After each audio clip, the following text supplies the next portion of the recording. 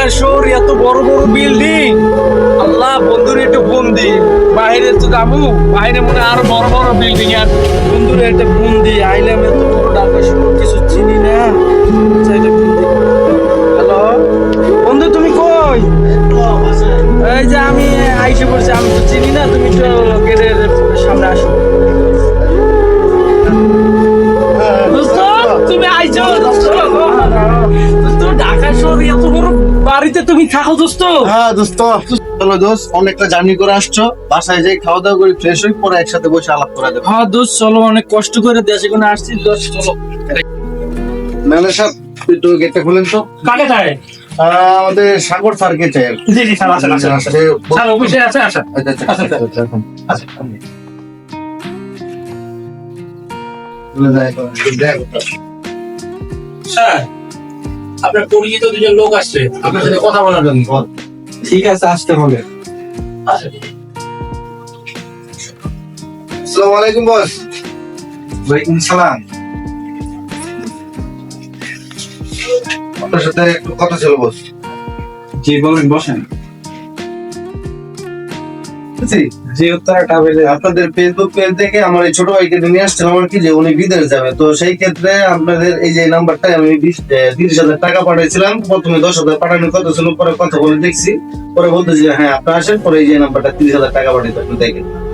কি বলেন, আমরা তো কোনো টাকা নেই না অগ্রিম। দেখি আপনি নাম্বারটা দেন। তাই যে দেখেন।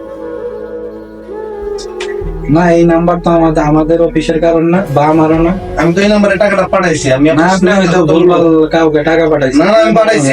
আমাদের কারণ না। আমি পাঠাইছি। গোপাল, জি স্যার। তুমি অফিসে কি আবল তাবল লোক ঢোকাও? যে অনুমতি ছাড়া ঢোকে, কাকে না কাকে বিকাশে টাকা দিছে, সেই লোক বলতেছে যে আমাদের অফিসে টাকা দিছে। এসব লোক অফিসে কেন ঢুকতে দিছো? তোমার কি এর জন্য টাকা হয়েছে? জি স্যার, স্যার আমি লোকগুলোকে আমি নিয়ে আসছি স্যার। তুমি ওদেরকে বের করো। আর আবুল তাবুল লোক কাকে না কাকে টাকা দিছে, এখন ধূপ চাপাই দিতেছে আমার উপরে। যে নাম্বার আমরা আমাদের কোনো স্টাফ ব্যবহার করে না, ওদেরকে বের করো অফিসে। আমার এই মোটটা মাছ জি স্যার, স্যার আমি বিষয়টা দেখতেছি স্যার। ওদেরকে বের করো, না হলে তোমাকে চাকরি থেকে বের করে জি দিবো। Sir, sir, sir. টাকা তুমি সব বিক্রি করে দিয়ে, বাপের বিয়ে বাড়ি বিক্রি করে দিয়ে, আমি মনে করে বিশ্বাস করে আমি 30,000 টাকা দিয়ে দিই। আমার আগে যে টাকা ছিল আমি সব দিয়ে ফেলেছি। কিন্তু কোন জায়গায় আমাকে নিয়ে নিবেন? তুই চিন্তা করিস না, তোর বিষয়টা আমি খুব সিরিয়াস ভাবে দেখতেছি, দেখবো। কেন ভাই, আমি কি বলবো ভাই? আরে আমি 30,000 টাকা দিচ্ছি, বাপ দাদার যত টাকা জমি আছিল ভাই, ভিটে বাড়ি ভাই, থাকার যে বাসস্ট্যান্ড আছিল ভাই, আমি চাইনা বিক্রি করে আমি আরে সব টাকা দিয়ে দিদি ভাই। আমারও টাকার কোনো জায়গা নাই ভাই, আমার কোনো ক্ষেত্রে নাই, সব হারাই ফেলাইছে ভাই। পাসপোর্ট অফিস, এখানে দালালের খপ্পরে পড়ে কত কত মানুষ নিঃস্ব হয়ে যায় ভাইয়া। এখানে কান্না করে কোনো লাভ নাই, এখানে প্রতিনিয়ত এসব ঘটনা ঘটছে। দালালের খপ্পরে পড়ে মানুষ নিঃস্ব হয়ে যাচ্ছে। আমার মামা এখানে এক দালালের খপ্পরে পড়ে পুরো নিঃস্ব হয়ে এখন বাড়িতে গৃহস্থী করে খাচ্ছে। চিন্তা করে না, যা হবার তো হয়েছে। ও শুনলাম যে আপনি এই যে আমি এই দিকে থেকে যাইতেছিলাম, হাউকাও শুনে আসলাম আর কি, আপনার কান্নাকাটি শুনে। তো বিষয়টা যা বুঝলাম আর কি, এইভাবে আপনি দালালের খপ্পরে পড়ে গেছেন। এই ঢাকা শহরে মানুষ বহুরূপী, এখানে আপনার একটা সুযোগ সুবিধার কথা আইনা বইলা, সেই সুযোগ সুবিধার থেকে তারা টাকা হাতায় নিয়া বা টাকা লুঠে নিয়ে আর সেই কাজে পাবেন না। তো আপনি দেখেই বোঝা যাইতেছে গ্রামের অসহায় এবং খুব ভালো মনের মানুষ। হয়তো বা সবকিছু বিক্রি করে আপনি বিদেশে যাওয়ার জন্য যার কাছে টাকা দিচ্ছেন, উনি দালাল, উনি এই কাজ করেই খায়, উনি মানুষকে প্রতারণা দেয়, মানে ওনাদের একটা লক্ষ্য। যাই হোক, এখন আর করার কিছু নাই।